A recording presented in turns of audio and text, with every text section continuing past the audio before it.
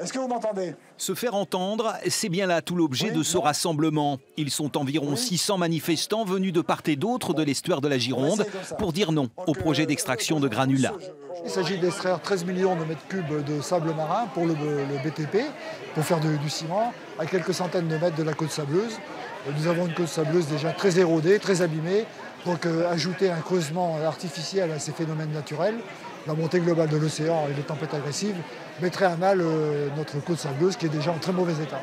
Cette extraction de sable marin représenterait un volume équivalent à 315 Fort Boyard sur 30 ans, aberrant et dangereux pour les manifestants. C'est du poignon à tout prix.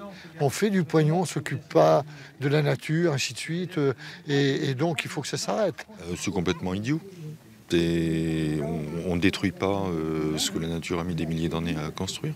Vous voyez, donc je pense qu'il faut faire une action pour arrêter ça, quoi.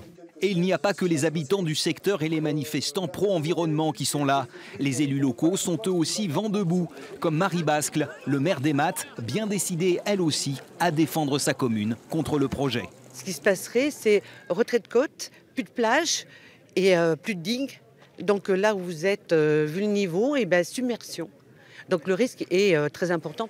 Le projet a pourtant été rejeté en juillet 2017, mais la décision a été annulée un an plus tard par le tribunal administratif de Poitiers. Le gouvernement va donc de nouveau devoir motiver son refus sur la base du rapport que lui remettra le conseil de gestion du parc naturel marin de l'estuaire de la Gironde. Nous allons mettre en avant les incidences strictement biologiques, mais également les incidences océanographiques.